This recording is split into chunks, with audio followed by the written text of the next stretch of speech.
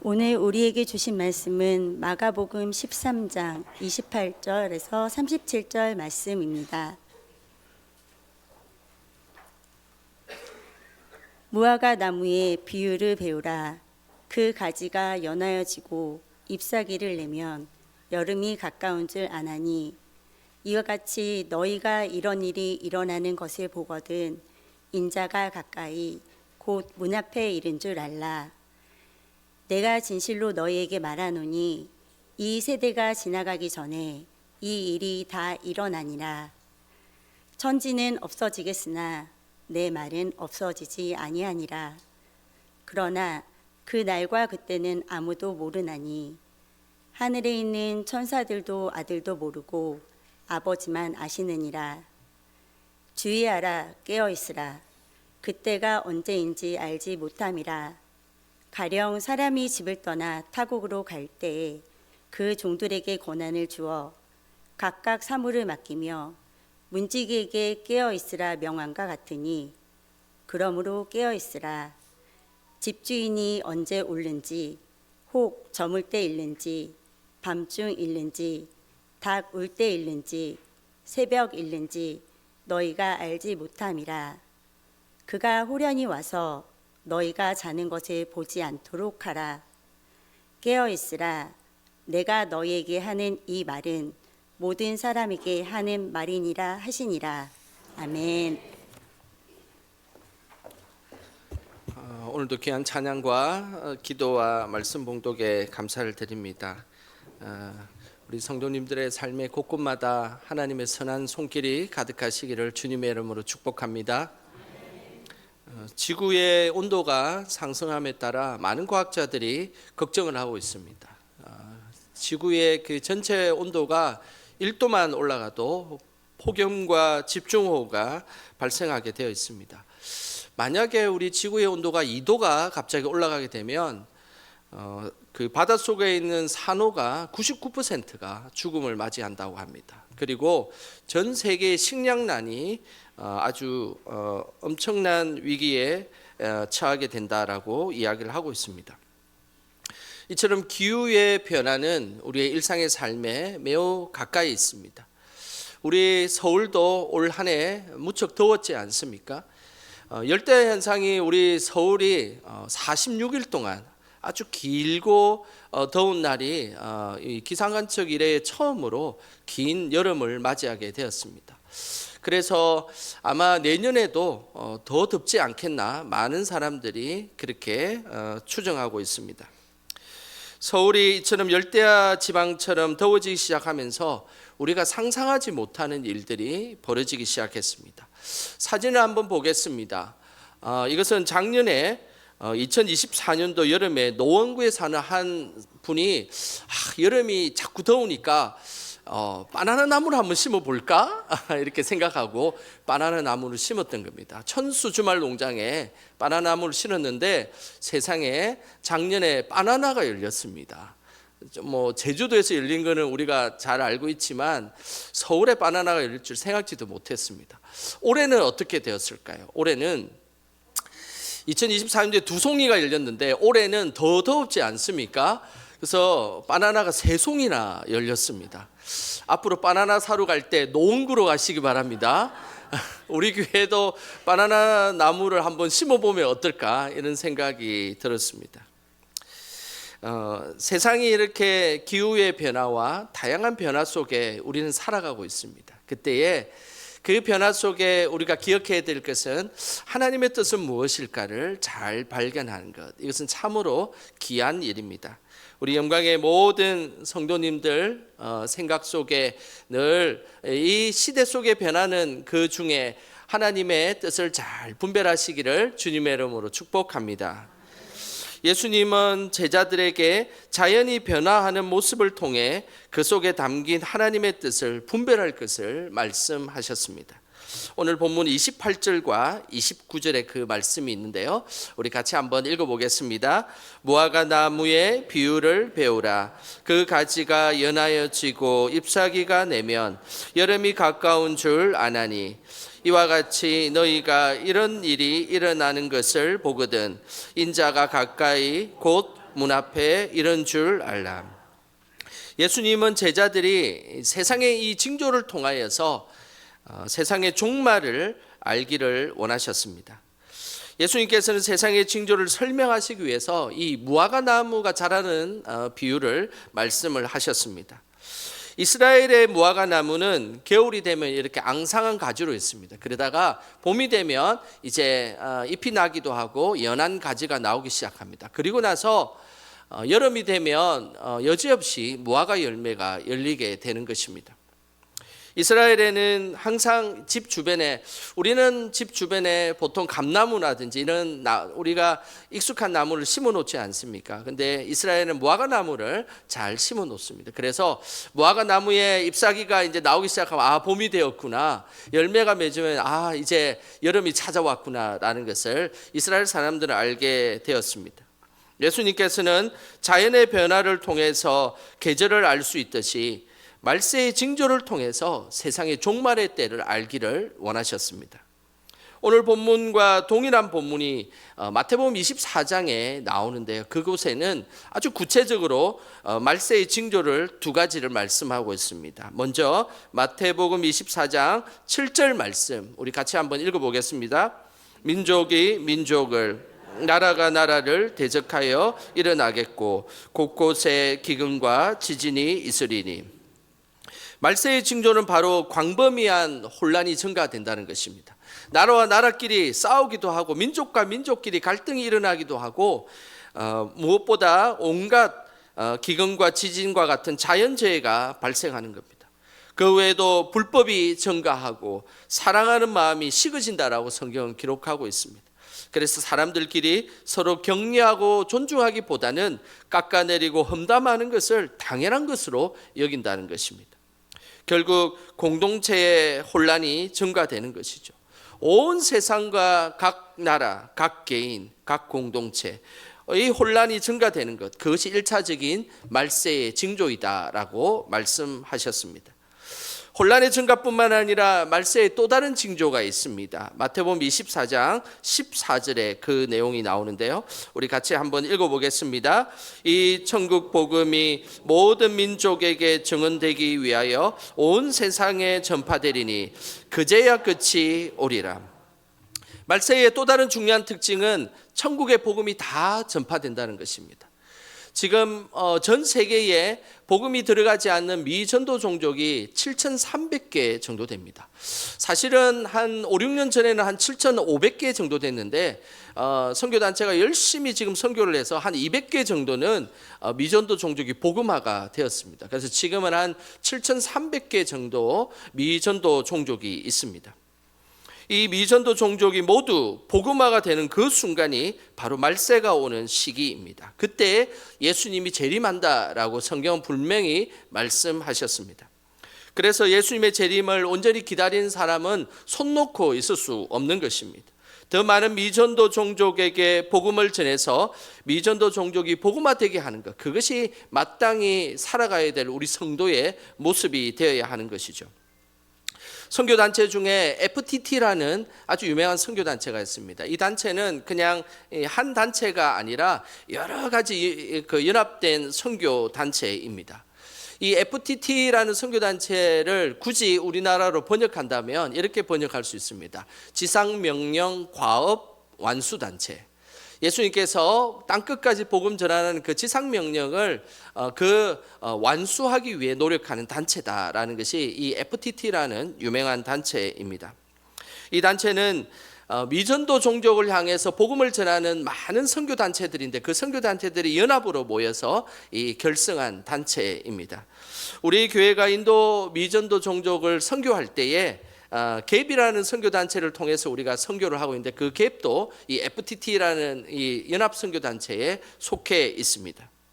이 FTT 연합선교단체는 목적이 이끄는 삶, 아마 책을 좀 좋아하시는 분들은 우리 기독교 아주 유명한 세계적인 책인데요. 목적이 이끄는 삶을 지은 미국의 세들백 교회의 담임 목사이신 릭 워렌 목사님이 주축으로 이 FTT라는 연합단체가 전 세계에 운영되고 있습니다.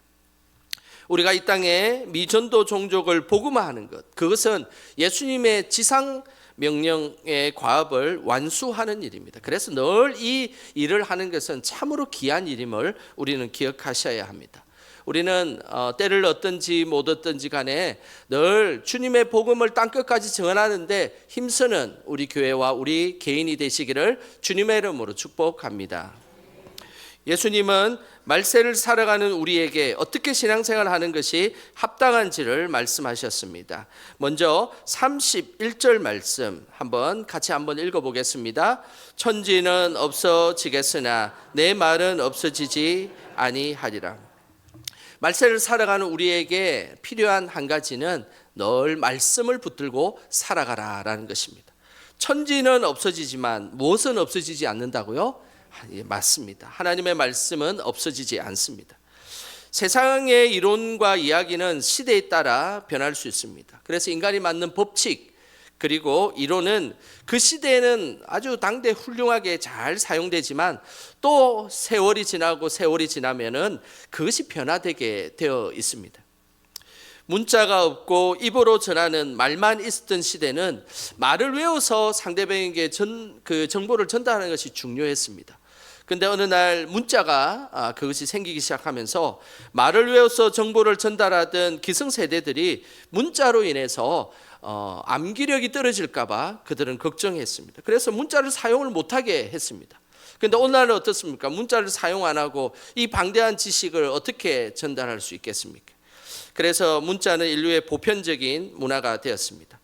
그리고 또 세월이 흘러서 문자보다는 요즘에 영상이 더 중요한 시대가 되었습니다.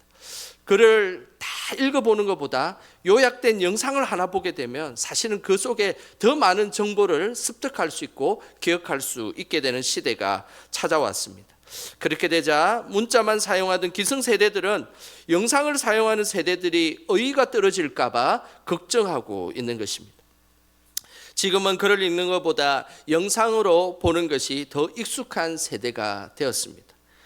최근에는 챗 GPT와 같은 인공지능을 사용하는 시대가 도래하게 되었습니다. 지금은 많은 사람들이 이 인공지능을 잘 사용하고 있습니다. 그런데 기성세대들은 또 걱정합니다. 인공지능이 우리의 학습을 도와주면 인간의 고유의 사고 능력이 떨어질 것이라고 걱정합니다. 그런데 그렇게 걱정하는 사람들은 챗 GPT를 잘 모르는 사람입니다. 그것을 잘 사용하는 사람은 오히려 그곳에는 더 큰 사고의 능력이 필요하다라는 것을 알 수가 있습니다. 아마 세월이 지나고 나면 또 인공지능 말고 다른 것이 아마 우리 삶을 지배하게 될 것입니다. 그것이 무엇이 된지는 알 수는 없지만 모름지기 또 다른 새로운 것이 나오고 변화가 분명히 있을 것입니다. 이런 변화를 거듭하는 세상 속에 우리가 항상 붙들고 살아가야 될 것이 무엇인가? 그것은 바로 하나님의 말씀입니다. 지금으로부터 2700년 전에 있었던 이사야는 그때부터 하나님의 말씀을 붙들고 살아야 함을 말씀하였습니다. 이사야 40장 8절 말씀 우리 같이 한번 읽어보겠습니다. 풀은 마르고 꽃은 시드나 우리 하나님의 말씀은 영원히 서리라 하라.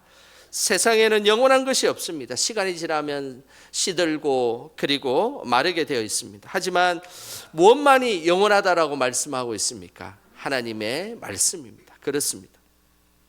세상이 아무리 변해도 이 세상을 창조한 분은 하나님이십니다.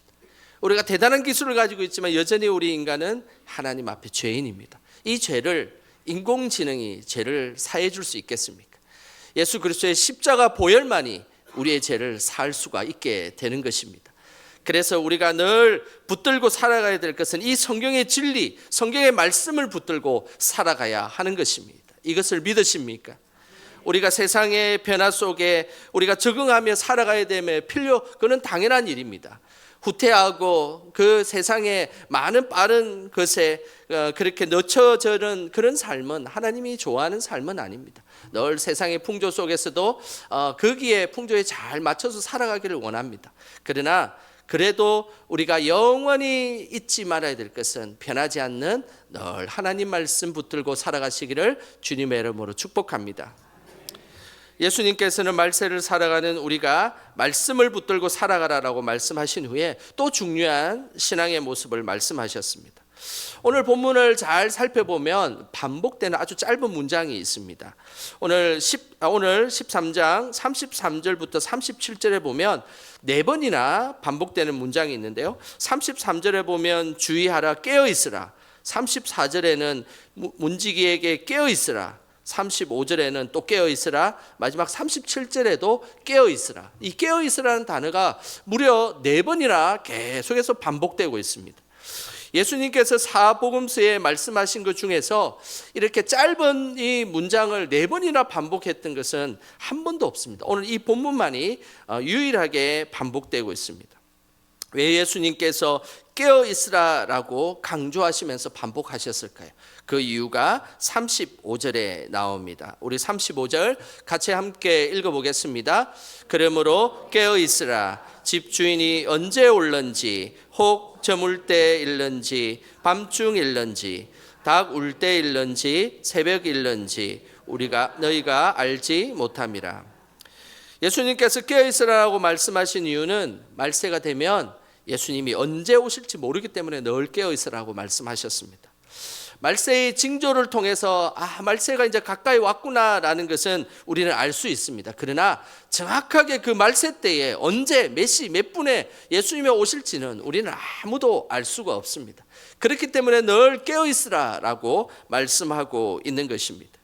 35절에 예수님께서 깨어 있으라라고 말씀하시면서 밤의 모든 시간을 오늘 말씀하셨습니다. 35절에 보면 예수님께서 저물 때라는 표현을 썼는데 이 저물 때는 저녁 6시부터 9시를 의미합니다.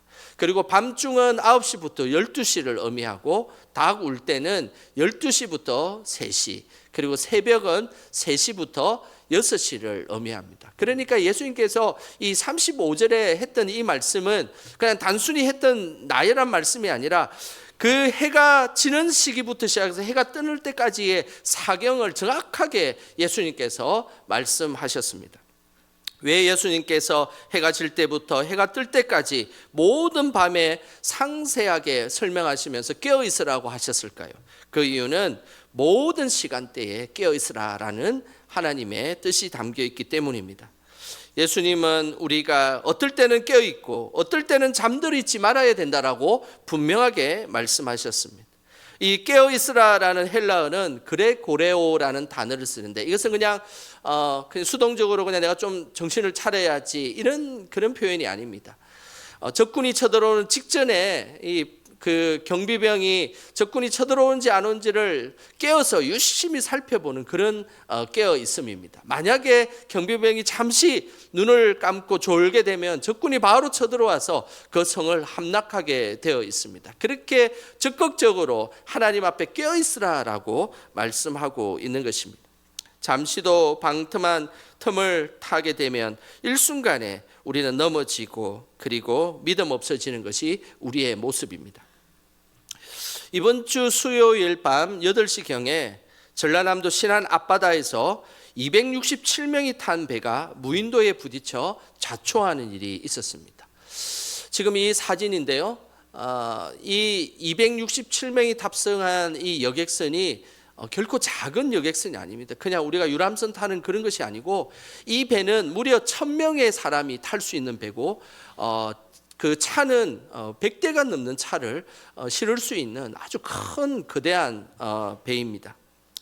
그런데 왜 이때에 이런 사고가 났을까요? 이런 사고가 났는데 그 원인을 조사해 보니까 지금까지 밝혀진 것은 항해사가 핸드폰을 하다가 항해에 집중하지 못하고 난 인사사고였다는 사실입니다. 그래도 다행인 것은 3시간 만에 모든 사람들이 구조가 되어서 정말 다행인 것은 천만다행입니다. 하지만은 보통의 여객선은 이 신안군 장사도 인근에 운행할 때는 자동 항법 장치에 의존하지 않고 수동으로 전환해서 그곳에는 섬이 많기 때문에 그 섬을 보면서 배가 지나가야만 했습니다. 그런데 항해사가 핸드폰을 본다고 수동 전환 시기를 놓쳐버리고 그냥 무인도가 갑자기 앞에 들어닥친 겁니다. 방향을 틀려고 하니까 그 큰 배가 쉽게 방향이 틀어집니까? 그냥 부딪혀서 좌초하게 되었던 것입니다. 어떻게 그럴 수가 있겠습니까? 267명이라는 많은 사람이 타고 있었고, 그때 배에 100대 넘는 자동차가 거기에 실려 있었습니다. 그렇게 큰 일을 감당하는 사람이 어떻게 핸드폰을 본다고 운전을 소홀하게 할 수 있었겠습니까?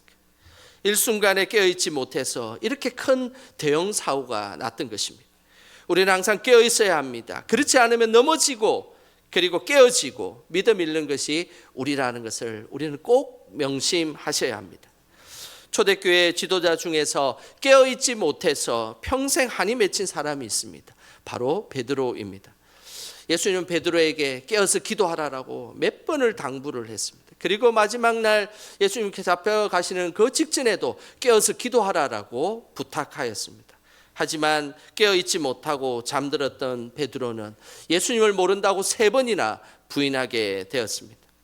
이런 실수를 반복하지 않기 위해 늘 베드로는 초대교회 성도들에게 깨어있을 것을 말씀하였습니다. 그 말씀이 베드로전서 5장 8절 말씀입니다. 베드로전서 5장 8절 같이 한번 읽어보겠습니다. 근신하라 깨어라 너희 대적 마귀가 우는 사자같이 두루 다니며 삼킬 자를 찾나니. 마귀는 늘 우는 사자와 같이 우리의 삼킬 자를 찾고 있습니다. 우리가 졸고 있으면 마귀가 와서 삼켜버리는 것입니다. 그러나 졸지 않고 늘 깨어 있으면 마귀는 절대 우리를 삼킬 수가 없는 것입니다. 항상 깨어서 우는 사자같이 삼킬 자를 찾는 그 마귀의 대적에 늘 승리하시기를 주님의 이름으로 축복합니다. 예수님께서는 제자들에게만 깨어 있으라 이렇게 이야기하지 아니었습니다. 오늘을 살아가는 우리에게도 깨어 있으라라고 말씀하셨습니다. 37절에 그 말씀이 있습니다. 우리 같이 한번 읽어보겠습니다. 깨어 있으라 내가 너희에게 하는 이 말은 모든 사람에게 하는 말이니라 하시니라. 예수님께서는 깨어 있으라 하는 이 말씀은 모든 사람에게 하신 말씀이다라고 말씀하고 있습니다. 그 모두는 바로 우리를 의미하는 것입니다. 우리는 모두 말씀을 붙잡고 깨어있는 신앙생활을 해야 합니다. 뿐만 아니라 과거에 믿음 생활을 잘 했지만 지금 믿음 생활을 잘 못하고 있는 사람에게도 해당되는 말씀입니다. 과거의 믿음 생활이 지금의 믿음을 지켜줄 수 없음을 늘 기억하셔야 합니다. 깨어있으면 늘 현재형입니다. 그래서 우리는 지금 이 순간도 깨어있어서 믿음 생활을 해야 하는 것입니다. 또한 지금 깨어있다고 나중에 신앙생활을 나태하게 해서는 안 됩니다. 은퇴했다고 신앙생활까지 은퇴하는 것은 아닙니다. 우리는 늘 하나님 나라 갈 때까지 늘 깨어서 믿음 생활을 해야 되는 것, 그것이 바로 우리의 사명인 것입니다. 우리의 믿음 생활은 어떻습니까? 깨어서 있는 그런 믿음 생활을 하고 있습니까? 혹시 잠자는 믿음 생활을 하고 있지는 않습니까? 영적인 나태함과 영적인 무기력함으로 늘 어떤 상황에 영적인 긴장감 없이 살아가고 있지는 않습니까? 바라기는 말세를 살아가는 우리 영광의 모든 성도들은 하나님 앞에서 늘 말씀 붙잡고 승리하며 깨어있기를 주님의 이름으로 축원합니다. 이 시간 우리 찬양하며 하나님 앞에 기도하는 시간 갖겠습니다. 그날이 도적같이 우리 이 시간 하나님께 찬양하겠습니다.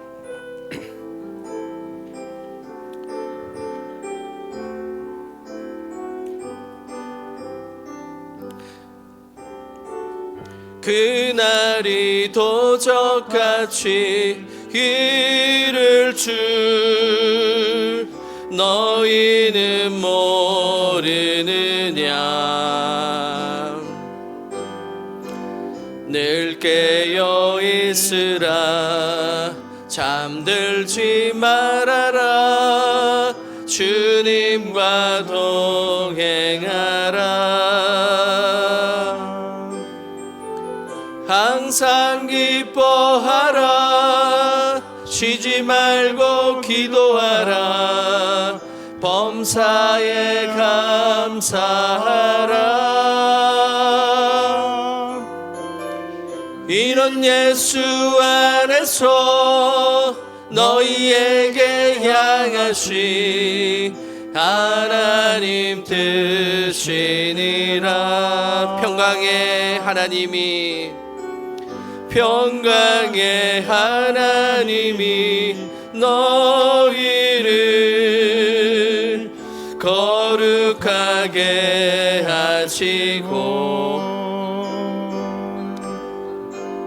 온몸과 영혼이 주 오실 그날에 흠없기 원하노라. 항상 기뻐하라. 쉬지 말고 기도하라. 범사에 감사하라.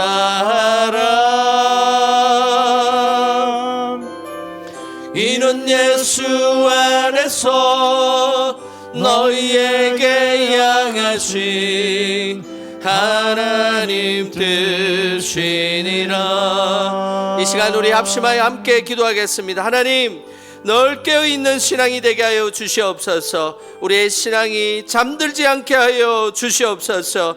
말세를 살아가는 우리가 늘 영원한 말씀 붙들고 살아있는 믿음이 되게 하여 주시옵소서. 이 시간 그런 믿음 가질 수 있도록 주여 한번 크게 부르고 합심하여 기도하겠습니다. 주여! 하나님 아버지, 주님의 은혜를 구하며 하나님 앞에 나아갑니다. 성령님, 늘 깨어있는 신앙이 되게 하여 주시옵소서. 잠들지 않게 하여 주시고 졸지 않게 하여 주시고 하나님 앞에 깨어있는 신앙으로 살아가게 하여 주시옵소서. 나태해지지 않게 하여 주시고 영적으로 무기력해지지 않도록 도와주시옵소서. 하나님의 말씀을 살아간 우리가 하나님 정신을 바짝 차리고 깨어있게 하여 주시옵소서. 하나님 아버지, 지상명령을 온전히 완수할 수 있는 믿음도 허락하여 주시고 늘 복음의 사람이 되게 하여 주시옵소서.